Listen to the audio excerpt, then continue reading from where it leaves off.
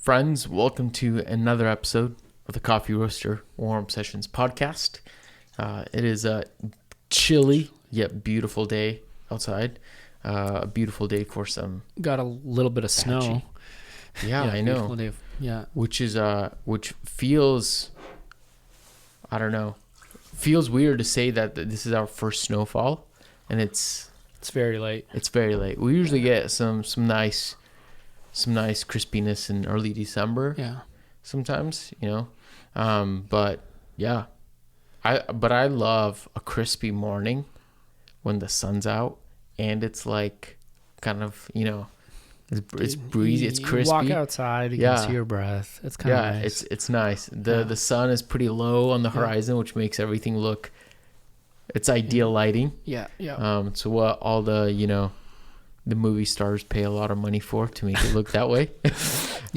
So yeah, it's nice. Yeah, a lot of folks are heading up to Baker today and this weekend because it's been like heavy. I've been seeing snow. A lot of people go up there. But my buddy came back from Baker and came into the cafe today, and no, he said it was great. He just got 10 runs and came down because it was too cold with the wind chill. He was like, it was just unbearable. Yeah, I can see that happen with the wind chill. Yeah. Right now it still feels like, I don't know, it feels colder than the temps, than the readings, that is. Yeah. So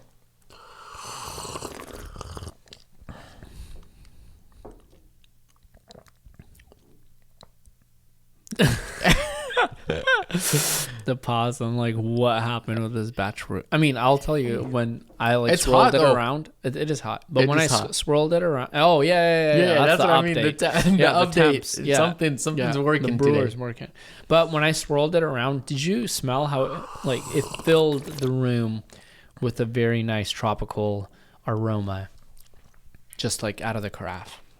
No, I didn't get anything. I don't know. Is it the brew or what? It's not as punchy as I remember. Yeah, it's not.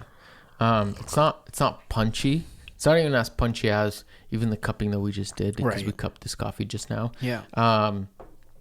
But on the other hand, it still has a lot of that lightness, that airiness, almost not the tea like, because I don't No. What I was gonna say no, not tea lake. No, I agree with you. Like it's not tea like, but it's more like what reminds me of like if you go to like Starbucks and you get like a hibiscus, like a refresher, where it's like, it's just this like has this fruity undertone almost, but it's not like. You need that makes sense. You need to stop by Narrative and grab the white peach blossom tea. This smells all a lot like it. Like that's the vibes that I'm getting, and that's the smells, and even the taste. It translates to, it tastes like a white peach blossom tea. Yeah. On the back end, I'm getting like a handful of white peach, and I like it. It's nice. It's very nice. I just wish it just punched through just a little harder. But yeah, I don't know if that was a batch brew thing or what, but I don't know. But it's nice. It also has like a tinge of that tropical fruit. I mean, if I go looking, I would even say it has a little bit of like white grape. Oh, yes. A little bit of white grape. I had it today on pour over, and literally the first sip that I took, I was already driving out. First sip I took, and I'm like, whoa, white grape intense. So yeah, I'm not picking it up as much in this brew, but it's definitely there. So yeah, like the color that I see when I drink this coffee is like this consistent, like almost like a pastel yellow, and like these nice pastel colors. So I like it a lot. There's like that little pineapple-y-esque going on, white peach, white grape. Yeah. And I think as it sits in my cup, it's actually cooling very nicely. It's actually cooling with a little more, this may not be the right terminology, but with a little more body, with a little more punch. The flavors are almost coming through much more intensely. Wow. You guys, that That image looks like trash right now. I just peeked at your. It's so bad. I just peeked at your monitor, and I'm like, "Are we gonna stop this? Because we need to fix that." My monitor looks pretty moody. Yeah, like, it's that's what happens when you shoot when the sun is blasting outside. So we'll be back in just 1 second. And we're back. Just a quick little video adjustment there. Hopefully it's looking a little better. I try to calm myself down with saying just fix it in post, and it's gonna be a freaking nightmare fixing it in post. Too much work. Yeah, it's like, well, you could have just took an extra second to adjust some colors. But I mean, apart from the windows, we have fairly controlled light in here, so that's kind of nice too. Yeah, so. I've been thinking very much so lately. This is just side conversation. I have some like clients that are looking for like places to shoot podcasts, and I'm like, there's just nowhere in town that you could. And they always ask about this room because they like how it looks, and I'm like, you guys don't want to shoot a podcast in here, trust me.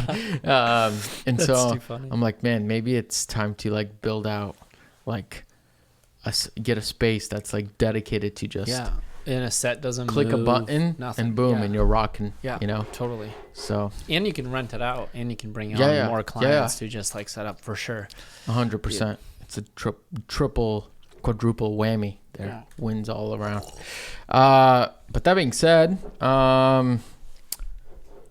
today we wanted to kind of do a little bit of a dive into brewers, but more specifically pour over brewers.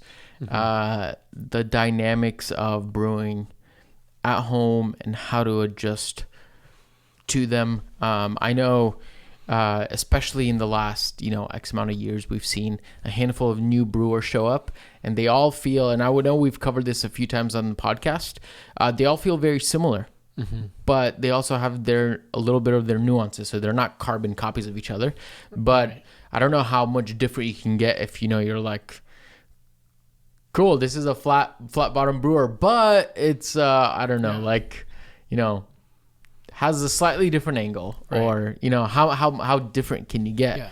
But also at the same time, it does play a role in the grand scheme of things of how you're brewing some of your flavor profiles. Just to kick it off with that, any thoughts that come to mind? The funny thing, I didn't know we were gonna do this topic. We kind of planned right before the episode and talked about it, but I had a conversation today with a guest at Narrative, and our friend Carlos, Carlos came in, and he was buying a bag of coffee.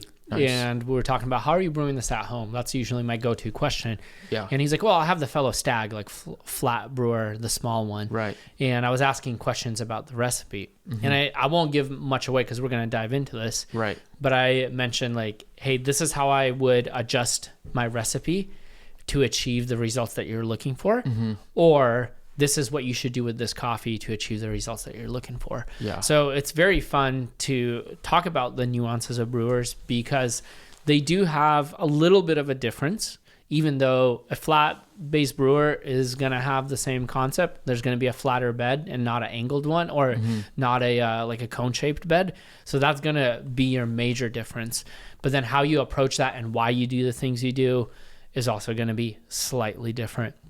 So those are my first few initial thoughts. But to be honest, at this moment, I just keep going back to the V60. That's feels like tried and true, and it just has everything you need in it, the simplicity of a brewer without overcomplicating things. For sure. I know when the fellow Stagg first came out, and you jumped on it, you had a lot of positive things to say for a long time. That was the only thing you were brewing with.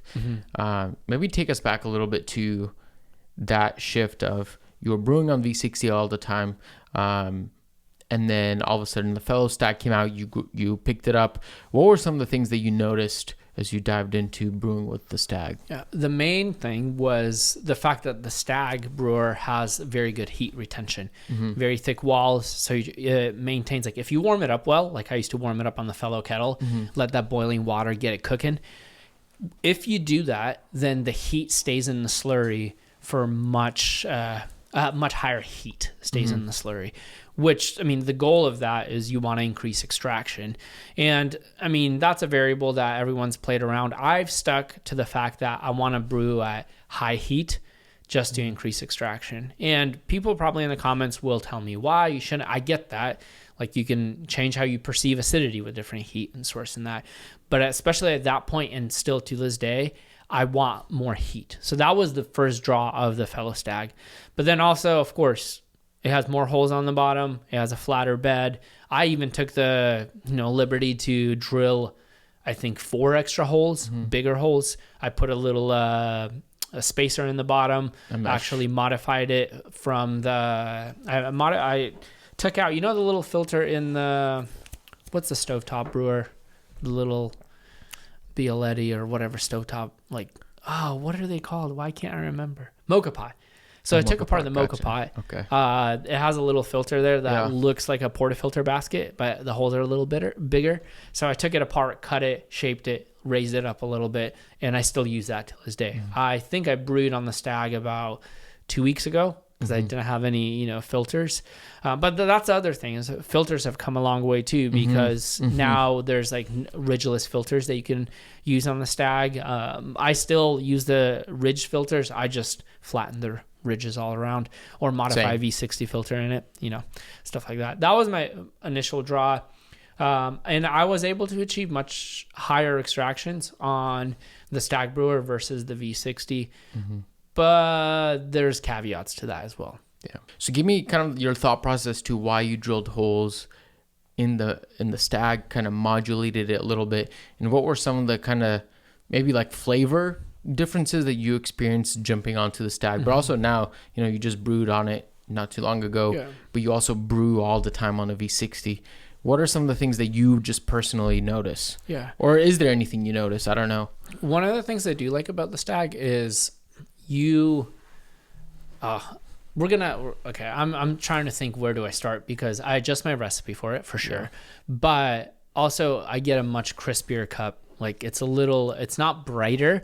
It's just a little more effervescent, if that's the right way to pronounce that word. It's just a little more sparkly, a little more crispy on it. Okay. And in my opinion, I think that's a big result of faster flow. So those holes, those bigger holes, allow for water to drain quicker through a slurry. So there's, to a degree, less channeling, water's moving, and you can also go finer. It allows you to go finer, so you can, so the drawdown is quicker. Which, again, if you go finer, you're going to tend to increase extraction. And of course, this is not all absolute. Like, if you go finer and it goes quicker, your contact time is less, so therefore your extraction could be less. But then again, finer grinding allows you to extract more. For sure. It's interesting that you mentioned that your brews were a little crispier, which, for me personally, that's actually one of my favorite things about the V60, as opposed to your classic flat bottom, like the Kalita Wave. I think is like the OG, just like the Hario V60 is. The Kalita is like an OG flat base brewer. The V60 gave me a little bit more of those crispier brews that accentuated some of that acidity a little more.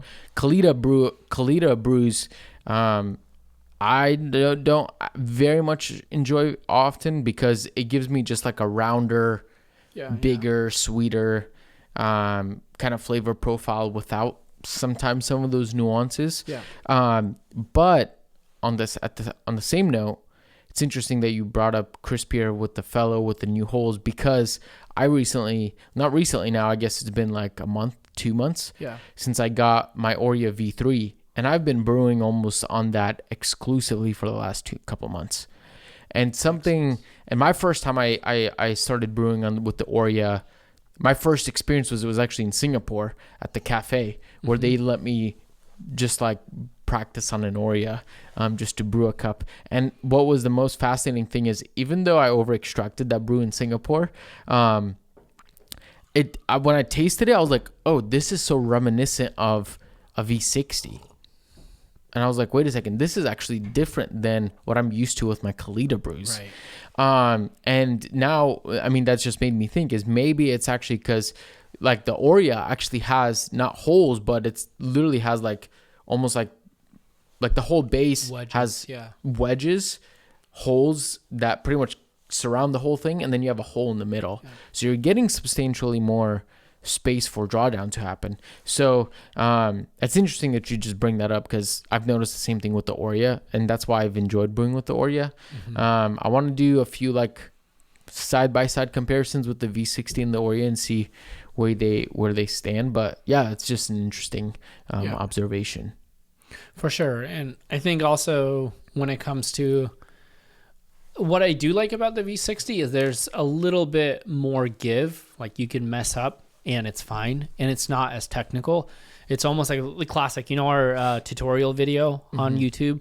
It's like you can start at a very basic, like 2 poles. You got it. That's it. Pour some water on it. Let it go. And if it drains in the right time or in the window, it's going to be fairly good. So I think to a degree, it's a little easier to dial in on a V60. But I think there's so much more room to play around with on like something like the Stag. I haven't brewed on the Orea. I probably should, especially with Brewers. Like, I probably should try to figure that brewer out.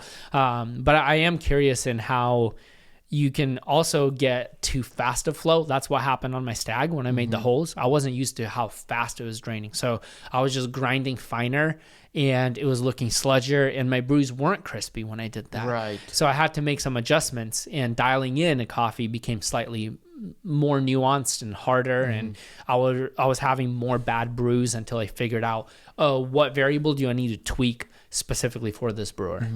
That's interesting. Cool. Speaking of dialing in coffees, I think you and I have slightly different approaches to dialing in coffees. For myself, whether that's with the Orea now or the V60, what I've just gotten into the habit of, I have my base recipe, and my base recipe is like, just a bloom, pour, have a short little time period for the water to go down a little bit, pour again to my end weight or milliliters, and then that's it. And if a brew for me is not tasting good, and that's assuming I keep my dose the same, I keep my water out. Usually I like this is just recently, I've enjoyed more like a 1:16.5, when almost closer to 1:17. But if I keep those the same, if I don't like the way something is tasting, usually what gets me in the ballpark is like, I just change my grind setting to adjust accordingly to flavor. And then I can make, whether that's on the Comandante, like a click finer, click coarser, or on the EK, I'll just adjust. But usually I try to keep everything the same, even water temperature, everything. And that's kind of my approach between different coffees, with the exception of, say there's a coffee that really chokes hard, I have to go out of my way to kind of adjust. And those coffees are just really frustrating. I hate it. But that's when I'm, making much more significant changes. But for me, if I'm adjusting, dialing in a new coffee, just changing up the grind setting, and for me, that's usually gets me right in the same spot. Share a little bit about your dial-in philosophy. Are you the same? Do you make any changes other than grind setting coffee to coffee, or what's your, I don't know, where do you sit with that? A lot of it has to do with being familiar with different origins and different varietals. So for example, if I'm going to brew an Ethiopian coffee, I know that Ethiopian coffee is going to be a little more dense than my Guatemalan coffee, simply like elevation origin, right? So I am going to try to push a little more water through it, or allow for a little more contact time, simply to get more extraction out of it. And that's one way. Like adjusting grind size is, that's fairly accurate. You make your particle size smaller, it's going to help with adjusting, but it's with extraction, but it's also going to increase contact time. And sometimes increasing contact time is not the best thing. So what's another way that you can extract more coffee? You can add more water. Now, will that change the tactile experience of the cup? Of course. That's going to change how the whole cup, the like intensity of the cup, that's going to change a lot, but you may get a little more nuance out of it and still get the sweetness and balance that you want in a cup, especially with coffees that tend to be a little more floral in nature. Like, I don't want to push contact time very far because I want more of those nuances to shine with a little brighter cup. But I also don't want it to be out of whack and out of balance. Like just because something is bright doesn't mean it's dialed, or just because something is sweet doesn't mean it's, well, if you lean on something being sweet, most of the time it's probably dialed. If the cup is sweet, it's probably dialed because that's the balance. But you can always like make a cup so bright that it's sour. And we've talked about this in other episodes, like the difference between, brightness and sourness in a cup. So I would tweak that especially with origin. Like African coffees tend to go a little finer, and I tend to try to push a little more water through them. Cool. Where do you mentioned tactile differences with adjusting the water. Where do you prefer, where's your personal preference? Because I know narrative brews like it's a pretty beefy, a lot of times. 1-2-14, which is insane. Other than narrative, I don't know of any cafes that do that. But something I've also noticed is, this is just a side little rant, that a lot of times, when I talk to people about narratives brews, they don't say that it tastes like a 1-2-14. No. You think like a 1-2-14, like a 1-2-16 to a 1-14, that's a huge gap. Yeah. We're not talking about like a half of a point. Yeah. And it should taste much and more intense, but it doesn't for some reason. Yeah. But I know, do you keep that same recipe when you're brewing at home, for example, or do you have a preference in terms of tactile with how much water you're pushing through them? For a long time, it was that go-to recipe on our YouTube, that tutorial, like 20 to 300 or 20 to 320. And for a long, especially on the Stag, I was going 1-17 all the time. That's right. Jonathan Gagne and Scott like totally changed my mind on 1-17 brews, and they were nice. I think you just lost a lot of intensity, and this is a preference thing, and not intensity as in like, oh, there's flavors missing. It's how big the flavors are in your cup. And of course, like something that's a little more diluted, like taste a shot of espresso or taste of Americano. Right. It's the same amount of coffee, but why do they taste different? One is diluted. So, and that's why we try to minimize, or especially at narrative. And now I've kind of referred to that recipe a lot at home because I'm so comfortable with what that cup tastes like. I dial in coffees like almost every day. Every day on filter. If I'm working behind the bar, I'm always dialing in filter coffees. So with that said, I'm just so used to that mouthfeel. I'm so used to the intensity of flavor. It's it's just intense. It's a big cup. And I think that's the major difference is you can have the same contact time. You can brew almost like the same quote unquote cup of coffee, but use more or less water or more or less coffee. And your experience of that cup is going to be drastically different, even though they both ended at 330, right? 100%. So, and that's the big deal, I think, especially for brews that are like 1-14, is you're still getting good contact time, and you can go maybe even a little, depends on the coffee coarser or finer in adjustment to that, but your cup tastes so much different than if you go to another local cafe. Yeah, interesting. Well, any other final thoughts on what comes to mind thinking about cone-shaped brewers, flat-based brewers, anything else that comes to mind that we haven't touched upon? I mean, there's the other brewers that we really didn't talk about. We kind of did a direct comparison, but then you take in like the AAA, the new brewer from Jonathan Gagne that combines, different ways of extraction that are happening. And that's a whole nother ball game. For me right now, I'm just super curious about brewing with the Orea because I've never brewed with the Orea. I have no idea. What is the difference between that having such bigger holes and so much more area for the bed to drain versus something like the Stag, like my modified Stag, and what's the difference in flavor? Like, I really don't know. I see a lot of folks brewing that on like the competition stage with the Orea, but I also see a lot of origamis, which I've never brewed with the origami. And my curiosity is like, is that really different than a V60? Like, it looks nice. It may be good for presentation, but what does it yield in the cup?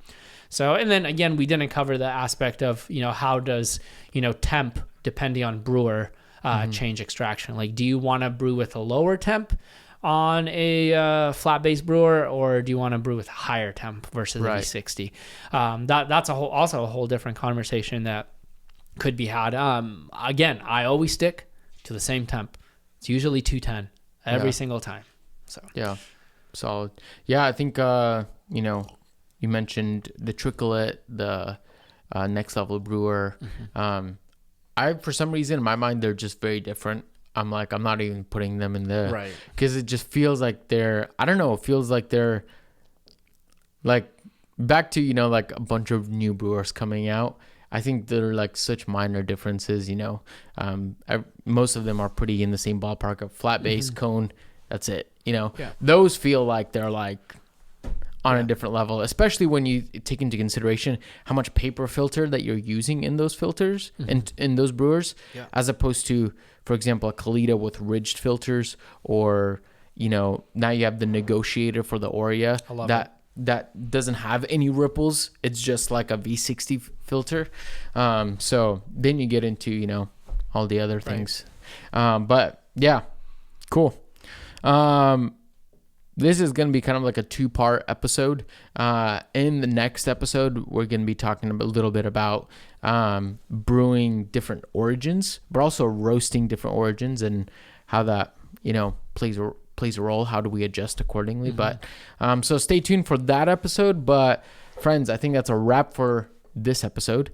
Thank you so much for tuning in once again to another episode of the Coffee Roaster Warm Sessions podcast. And remember, folks, reflect what's good.